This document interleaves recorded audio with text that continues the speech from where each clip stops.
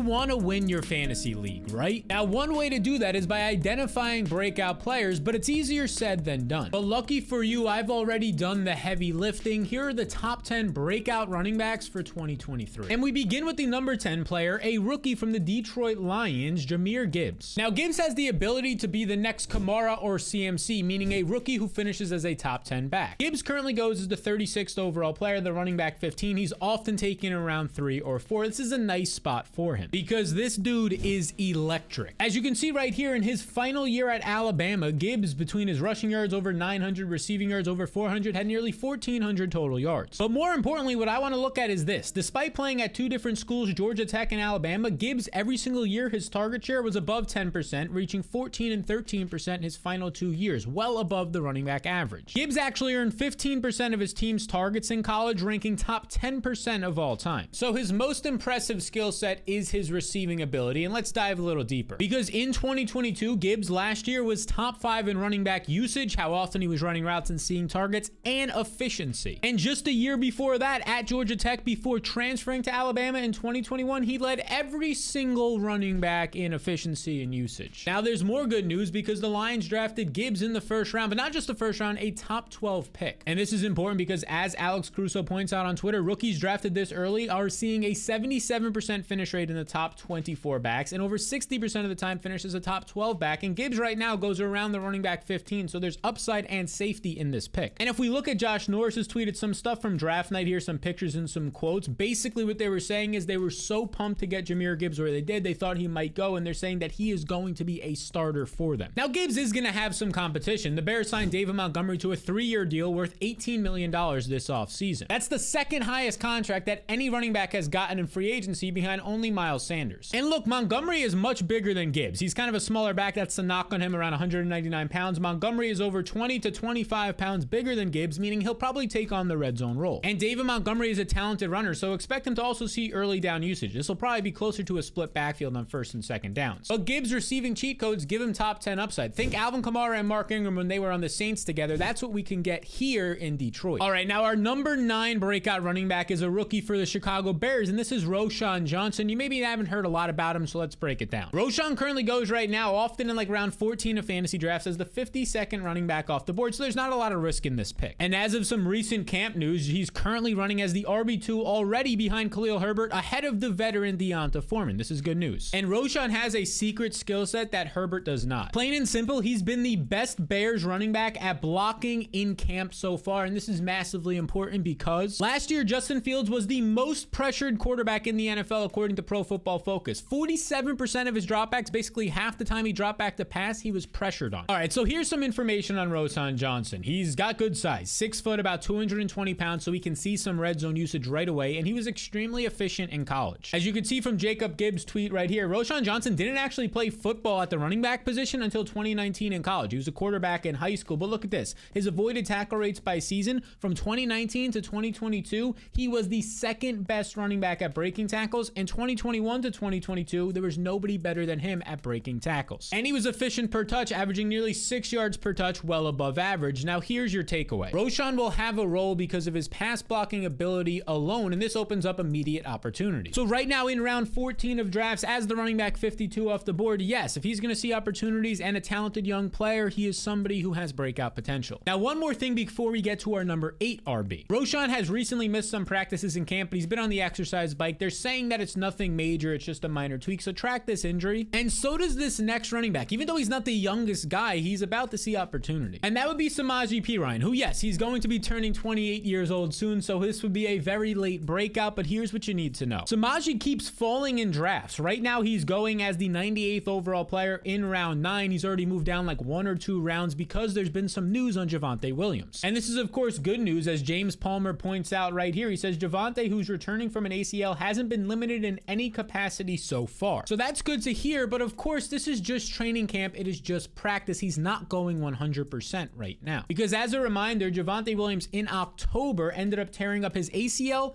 LCL, and PLC, which keeps the whole knee stable. And as Zach Stevens points out right here, Javonte Williams was initially told this would be a 12 to 18 month recovery, and now he's practicing after 10 months. Yes, it's still just practicing, not full speed contact cutting in a game. So here's what this all means. Javonte's probably not going to get his full explosiveness back until November or December. So this means Samaje Perine is falling in drafts, even though for the most part, nothing has really changed. You see, Perine was signed this offseason to a 2-year deal worth $7.5 million, which is a little bit more than your average backup running back money of maybe $1.5 million. So this shows that they want to give him more work than an average backup. And look, here's what you need to know. Last year, Perine played 50% of the snaps in 3 games for the Bengals. 2 of those, Joe Mixon was out. One of them, he wasn't out in that game, actually. And in these games, he averaged 23.7 fantasy points, and his overall touches between his receptions and rushing attempts were over 20 per game. Massive usage. He was a top 10 running back in each of those 3 games, and over that span of those 3 weeks when he saw that usage, he was a top 3 RB. So he kind of already showed that he could break out if he just gets the work, because look, coaches trust this dude. Because Perine is a strong pass protector and hasn't fumbled in 5+ years. So as Perine continues to fall in drafts, buy low on him. Go ahead and get him 2 rounds later than he should be going, and he was going just a month ago. All right, now let's move to a second-year player who is in line to be a workhorse, and that would be Rachaad White, the second-year player out of Arizona State for the Tampa Bay Buccaneers. White is currently taken in round 6 or 7 as the 65th overall player, the running back 26. There's a lot of breakout potential here. He's now the Bucs RB1 with Leonard Fournette gone, and he was an underrated prospect coming out of college. Do not let his 3rd-round draft capital from the NFL draft last year fool you, because as Scott Barrett points out right here, there's only been a handful of Power 5 running backs to average 90 rushing yards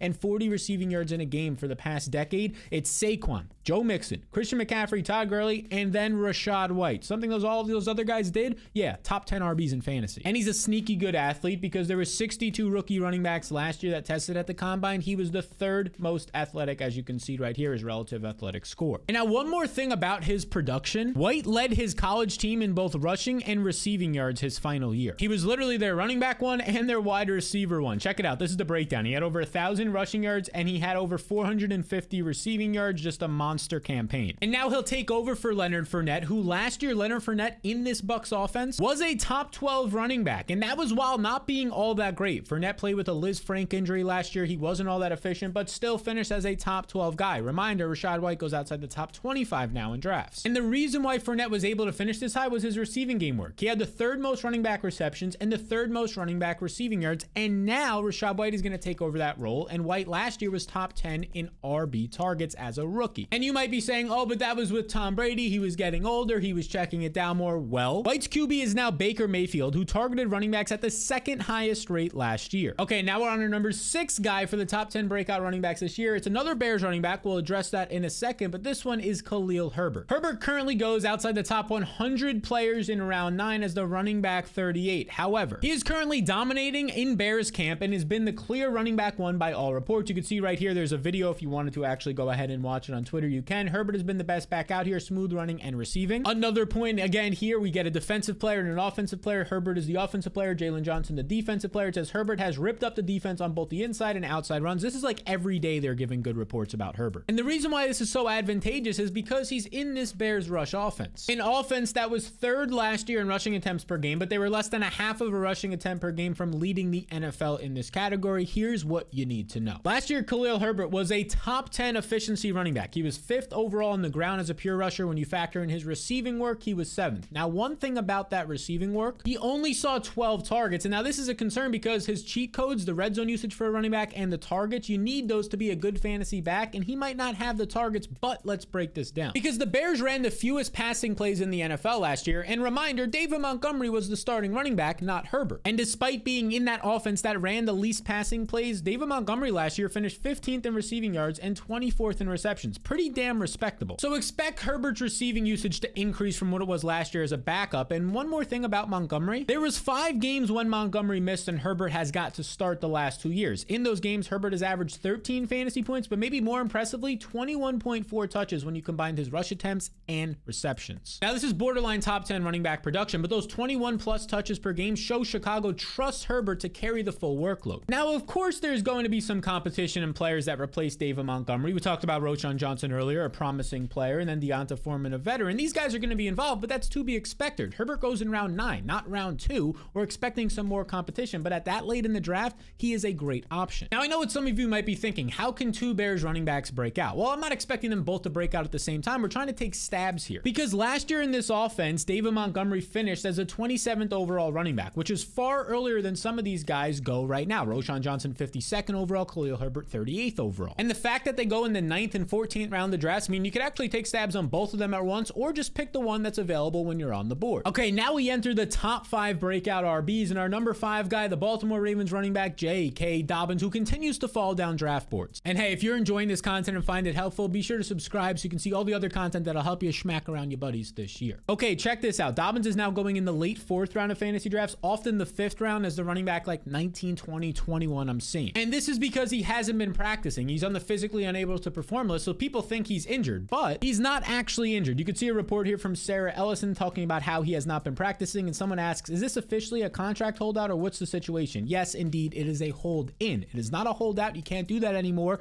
otherwise you'll be fined. It is a hold in, aka faking an injury. And there's further evidence of this based on the fact that J.K. Dobbins was one of the running backs reported to be on this Zoom call that happened in July with a bunch of the backs in the league talking about why they're not getting paid, the depressed running back market, all of that. Dobbins was on this call. It's really just some gamesmanship happening until week 1, maybe trying to scare the Ravens, but he doesn't have all that much leverage. And the Ravens have even fought back a little bit in this and kind of played their own hand by saying, you know what, we'll just sign Melvin Gordon to a deal and we'll talk him up in camp and post his highlights like they've been doing. It's kind of funny to watch this whole thing unfold, the negotiation in public. As I mentioned, the current collective bargaining for these running backs and players under that new agreement is basically no leverage for these RBs. And as Hayden Winks points out here, the new NFL CBA basically ended holdouts. The only thing the running backs can do is just not play, but then lose all of their money in game checks now, and then it wouldn't accrue a year, so next year they'd be in the same situation. But this last point is important because the primary risk basically now is that running backs just might have more in-season injuries by not being at the practice facility, staying in football shape, whatever it might be. So your takeaway is that Dobbins is going to be playing week 1 one way or another, and here's what you should know. He missed 9 games in 2022, rehabbing and retweaking his ACL knee injury, but he was quietly great in the 8 games he played. Here's where he ranked. Number 4 in rushing efficiency, top 10 in yards per touch, and number 2 in missed tackles forced. Now, over his final 5 games, Dobbins averaged 13.5 fantasy points, which was 12th most amongst all running backs, ahead of some names that you might know, like Dalvin Cook, Travis Etienne, right next to Saquon Barkley. But now, Dobbins is going as the RB19 or RB20 in drafts, so there's some nice value here for Dobbins. People think he's injured, he's falling down the draft boards. He's not. It's a contract thing. Consider him. And then consider this next asset, and that is the fantasy blueprint, which it is that time right now. If you want to win your league and take home the championship, this blueprint is for you. It'll have all the tools you need to do just that. Like a player we talked about earlier, Samaje Perine, he's my 89th overall player. I'm 11 spots ahead of ADP right now, about a round earlier, showing you how much of a value he is. Now, the blueprint is simple to get. You click the link in the description or scan the QR code on the screen and just follow the 2 quick, simple steps. And this thing is just $5 for the entire year, not just for your draft. I'll be sending you tools every single week from week 1 to 17 until your fantasy playoffs. And if for some reason you don't make your fantasy playoffs, as you can see here, this is risk-free. I'll just refund that $5 that it cost you. So you can join the thousands of others using the blueprint now. Grab it down below or by scanning the QR code on the screen. Now for our number 4 running back on this top 10 list, Cam Akers of the Los Angeles Rams. This dude is in line for a massive year 4 breakout because he was already breaking out last year. Let's discuss. And it starts right here on July 19, 2021 when he tore his Achilles. This is an 18-month recovery back to full explosiveness, and that's what we saw last year towards the end of the season. Because check this out, right around that 18-month mark, his explosiveness came back. His final 6 games, he averaged 18 fantasy points, and his total yards were over 100 total yards per game. This dude was literally a top 3 running back at that time. McCaffrey was better and McKinnon, that was it. And McKinnon was running hot off of a bunch of receiving touchdowns. Akers was right up there as one of the best backs in the league. And that's not all, because not just during that stretch, but the entire year, he had full control of the red zone role. What you're seeing right here is the percentage of red zone touches you saw for your team. Like Josh Jacobs led the NFL, but look at this. Cam Akers, 54%, was 8th most amongst all running backs. And we can expect this to continue because he doesn't have much competition. Kyren Williams is a smaller running back who doesn't profile out as a red zone guy. He's about 25 pounds smaller than Cam Akers. And Zach Evans is a late 6th round pick, like the last pick in the 6th round. So I'm excited about Cam Akers, and it actually seems like through all the camp reports, he's taking this role to be the RB1 very seriously. As you can see from his offensive coordinator pointing out right here, he is a big boy now. And whatever he did over these last 40 days, I want to get on that diet and that program. A bunch of the stuff coming out of camp is that this guy looks like he put on about 5 to 10 pounds, which is fantastic. And oh yeah, one more more thing, he's probably going to be even more efficient as they get more red zone drives with Matthew Stafford and Cooper Kupp back. Okay, now we get to the top 3 breakout running backs for this year, starting with this man, Antonio Gibson from the Washington Commanders. Well, Gibson is set to break out, and he has a new offensive coordinator. Very quietly, Eric Bieniemy is the offensive coordinator of the Washington Commanders. He was the offensive coordinator for the Kansas City Chiefs the last 5 years, and here's why this matters. Bieniemy's running backs averaged 13.5 fantasy points per game, which would rank top 20 amongst RBs last year. Now, despite this information, Antonio Gibson is going as the running back 33 in drafts right now, the 87th overall player. You can get him in like round 8 or 9. And look, I know why people aren't interested. Last year, he finished just 28th in fantasy points amongst running backs. He was 36th in running back efficiency. These were career worst for him, but the dude was playing through a massive injury. Check this out. On November 27, 2022, he ended up fracturing his foot, and he played through it for 4 games. He was limited, yes, which reduced his overall fantasy output. But in 11 healthy games, Gibson averaged 12.8 fantasy points and was a top 20 efficiency back. And 12.8 points would have finished 18th amongst running backs last year, ahead of Travis Etienne and Miles Sanders. And there's a good chance that Gibson's role is going to increase now because J.D. McKissic is no longer with the team, meaning that Gibson is going to see the 3rd down work and the 2-minute offense. And Jerick McKinnon last year in this role under Eric Bieniemy's offense saw the 9th most running back targets, and Antonio Gibson is a much better receiving back than McKinnon. Because Gibson is a former college wide receiver, he literally practiced that trait for years of his career, and he was the 3rd most efficient running back as a receiver last year behind only Amir Abdullah's smaller sample and Christian McCaffrey. Okay, now we move into the number 2 breakout RB. And this guy was very close to being number 1. Ramondre Stevenson of the New England Patriots could be the breakout running back this year. Look, last year Stevenson was already a top 10 running back despite splitting a backfield with Damian Harris for like half the year, but now he's expected to earn more usage because Harris is gone. Now check this out. Ramondre has played over 60% of the snaps 11 times in his career and averages 17 fantasy points on 20 touches per game. Now that would rank top 5 amongst running backs last year, but Stevenson currently goes as the running back 10, and you can now get him in round 3 of fantasy drafts. And look, this dude's usage is secure because he has the RB fantasy cheat codes. And those cheat codes are right here. Running back targets, he was 3rd in this metric very quietly last year, and red zone usage, he had the 15th most red zone carries, even though he was splitting with Damian Harris. Now there's a lot of concerns of the Patriots bringing in a veteran running back, and maybe by the time you're watching this, they would have already brought in someone. They've had meetings with Leonard Fournette, Ezekiel Elliott, and Darrell Henderson. But this shouldn't be worrisome for you. It should just be expected. Look how thin their depth chart is. Ty Montgomery's currently injured in practice. Pierre Strong and Kevin Harris are inexperienced, and then it's just Ramondre Stevenson. Of course, they're going to bring in another guy. But Stevenson beat out Damian Harris last year, who's a better runner than all of those veterans I mentioned, so whoever comes in will be the clear running back 2 here. And if a veteran is added, it'll likely push Stevenson down draft boards a few spots because people will be worried, making him an even better value for you. Now we get to the number 1 breakout running back, a player I really do like so far this year, James Cook, the 2nd-year player for the Buffalo Bills. Look, Cook is a must-have, and as of right now in camp, he's been operating as the mainstay on the Bills' first-team offense through the first 4 days, and this has now continued through the first 2 weeks of camp as of this recording or by the time it goes out. Now, there are a lot of concerns on will he earn red zone touches, and these are real concerns, but let's break into this. Last year, James Cook was the number 2 rushing efficiency running back in the entire league, ahead of guys like Nick Chubb and Josh Jacobs. Only Rashad Penny was better. And he had the highest percentage of breakaway runs of 10+ yards, showing his explosiveness. The best part might be that Cook quietly has the fantasy cheat code of receiving game work. Cook earned a target on 30% of his routes run last year, the 6th best amongst all backs. And now his main competition is Damian Harris and Latavius Murray, who don't have passing game skill sets, and a guy like Latavius Murray is 33.5 years old. Plus, Nyheim Hines is out for the season, which means Cook is going to get all the 3rd down usage and the 2-minute offense. And this is important because Buffalo ranked 8th in pass attempts last year, and RBs in similar offenses average a top 15 finish. So similar to Jahmyr Gibbs, who we started this video with, if Cook doesn't see the red zone usage, it's not that big of a deal due to his efficiency and receiving game work. So these are the top 10 breakout running backs for 2023, but if you want to see the top 10 must-have players across all positions, well, check out this video right here. And a reminder, if you enjoy this content, we're in the heart of the fantasy season, make sure you hit the subscribe button so you can see all the latest drops so you can win your league.